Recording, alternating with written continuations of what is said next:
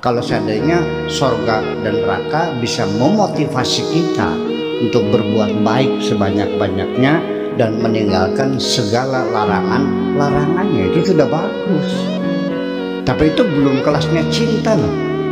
Sekarang andaikan Tuhan tidak menjanjikan sorga, maukah engkau berbuat baik? Pertanyaan besar. Kalau Allah tidak mengancam dengan neraka, apakah engkau jerah dari perbuatan-perbuatan dosa? Itu perlu untuk orang awam. Tapi kalau sudah tingkatannya mahbub, kekasih, itu sudah tidak pernah mengharapkan imbalan apapun.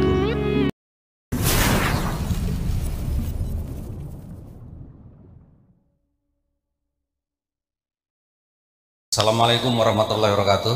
Waalaikumsalam warahmatullahi wabarakatuh. Pak Akbar, nama saya Dik-Dik dari Bandung.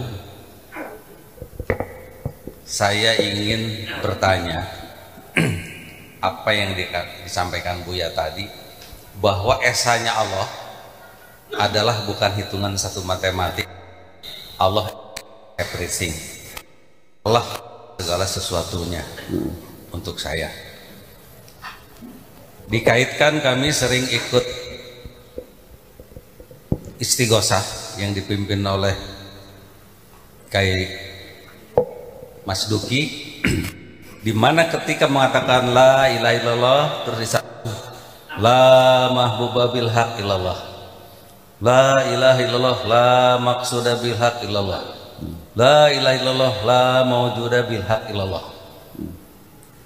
Tadi dari mulai dimensi Allah dalam tingkat penghambaan, penyembahan, sampai tujuan dan sampai pewujudan, Allah is my everything. Apalah tingkatan dari yang namanya mahmuba, mahmuda, maujuda itu dilihat dari dimensi Allah atau dilihat dari gradasi tingkatan keyakinan kita, atau menempatkan Allah pada makom mana kita bicara atau pada wilayah mana kita bicara. Itu saja Bu ya pertanyaannya. Terima kasih. Assalamualaikum warahmatullahi wabarakatuh. Ya. Silakan Bu ya, langsung. Mahbub, maujud, dan apa? Mahbub, maksud ya. Oke. Jadi maksud bahasa Indonesia maksud dah, tujuan. Dan kalau maujud artinya ada. Kalau mahbub itu yang dicintai. Yang paling tertinggi yaitu adalah mahbub, yang dicintai. Jadi kalau kita sebatas hanya meyakini ada, ya nggak ada artinya.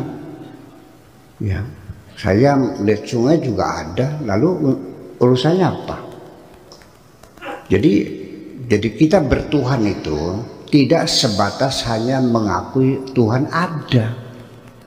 Ya kalau Tuhan ada, ya seperti inilah akhirnya umat Islam terbengkalai seperti ini, menjadi negara-negara yang terbelakang, yang miskin, yang nggak ada keamanan, ketertiban dan sebagainya. Negara yang paling kacau balau semuanya, perang saudara, bunuh-membunuh, ya karena sebatas hanya mengakui Tuhan ada. Ya kalau kita percaya ini HP ini ada, ya minimal kan manfaatnya apa, kan gitu persoalannya. Ini korek ada, manfaatnya apa? Lalu rokoknya ada, manfaatnya apa? Semuanya dijelaskan manfaatnya ada. Ya kalau sekedar hanya ada, jadi persepsi, yang disebut persepsi itu adalah pemahaman kita, ya melalui namanya terminologi, itu namanya mendefinisikan sesuatu. Pintu gerbang menuju persepsi adalah definisi, dijelaskan, ya supaya kita tahu kapasitasnya, potensinya, kegunaannya, manfaatnya, bahayanya, kerugiannya, keuntungannya dan sebagainya. Ini penting sekali kita sesuatu. Anak saya nanya, "Abah, ini apa?" Ini busi busi mobil tuh, spark plug kata orang Inggrisnya, spark plug, busi. Nah, saya suruh Nah, tolong ambilkan busi di situ. Dia udah tahu itu busi, diambilin. Tapi satu ketika saya cari busi nggak ada. Mana? Buat bandul pancing. Dia tahu nama tapi tidak tahu guna. Nah, itu persoalannya. Ya, orang kenal nama Tuhannya, namanya Allah. Cara pengucapannya aja masih beda-beda kok. Ada Allah, ada Allah, ada Allah, ada Allah. Allah. Kalau Allah mata ayamnya, Pak. Mengucapkan namanya saja nggak seragam kok. Iya. Nah, kalau saya namanya ucapannya salah, saya tersinggung juga sih. Ada MC yang kurang bijak tuh. Sekarang tibalah saatnya ceramah agama oleh Bapak Yaskur. Hebat banget. Ada lagi oleh Bapak ceramah yang namanya saya tidak tahu. Ada yang gitu, gelembusung gitu. Ya tolong jangan dikatakan namanya nggak tahu dong, gimana sih? Iya, ya minimal Al-Mukarram lah gitu. Karena namanya nggak disebut namanya nggak tahu. Nah, menyebut Allah nggak jelas. Lalu Allah itu apa? Untuk apa dan sebagainya? Allah itu Tuhan. Tuhan siapa? Ini juga perlu pemahaman. Nah, makanya para ahli ilmu kalam atau ilmu tauhid itu mereka mencoba mendeskripsikan Tuhan itu dengan sifat-sifat wajib 20, sifat mustahil 20, sifat jaiz 1. Jadi 21. Nah, itulah. Lalu itu menurut mazhab Asy'ari. Kalau Maturidi itu 13. Tapi yang perlu diyakini oleh Bapak semuanya, deskripsi ilmu tauhid sifat wajib 20 itu sebetulnya sifat-sifat kita.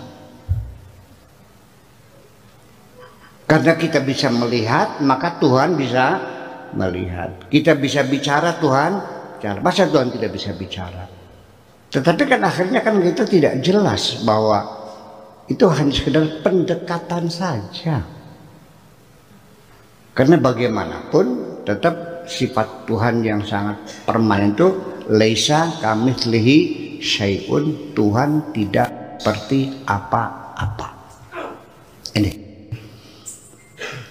Nah, jadi kalau kita sekedar mengatakan Allah itu mawjud, ya sudah bagus, satu langkah pertama.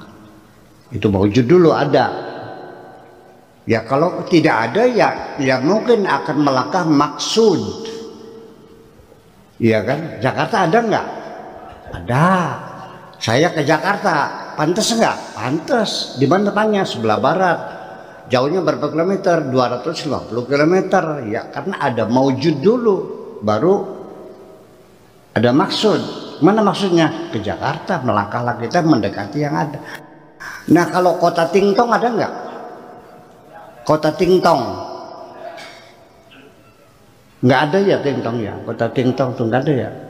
Terus mau mana kota Tingtong, di mana nggak tahu. Nah itu jadi tahapannya pertama adalah mawjud dulu, baru maksud, dua anta maksud.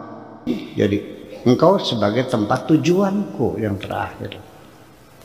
Ya artinya pengabdianku, ya ibadahku, sholatku, puasaku, semuanya adalah ditujukan kepada Allah semuanya.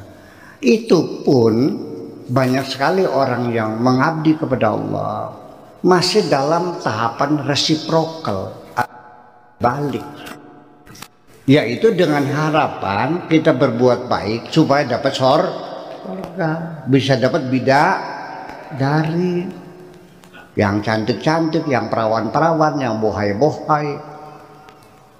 Akhirnya beragama dibawa ke ranah seksual lagi nantinya. Ya itu kita waspada makanya. Jadi artinya bahwa Masih ada harapan kita berbuat baik, nah nanti dapat surga. Kita menjauh dari kejahatan-kejahatan supaya kita selamat dari api neraka. Masih ada, itu mas sudah bagus, nggak ada masalah. Kalau seandainya surga dan neraka bisa memotivasi kita untuk berbuat baik sebanyak-banyaknya dan meninggalkan segala larangannya, itu sudah bagus. Tapi itu belum kelasnya cinta loh. Iya. Artinya jare wong Jawa mah anak petek cilik kayak ada udang di balik ngepai duit soten pengen ngambung barangnya mah. Gua aja beli dipai dicaluk maning. Iya, minta duit supaya bisa mencium, ketika nggak dikasih diminta lagi. Itu menjadi ada urut-urutnya semacam itu. Sekarang andaikan Tuhan tidak menjanjikan sorga, maukah engkau berbuat baik? Pertanyaan besar. Kalau Allah tidak mengancam dengan neraka, apakah engkau jerah dari perbuatan-perbuatan dosa? Itu perlu untuk orang awam. Tapi kalau sudah tingkatannya mahbub, kekasih, itu sudah tidak pernah mengharapkan imbalan apapun. Yang ada adalah aku ingin berkorban segalanya untuk yang aku cintai. Terima kasih gitu aja.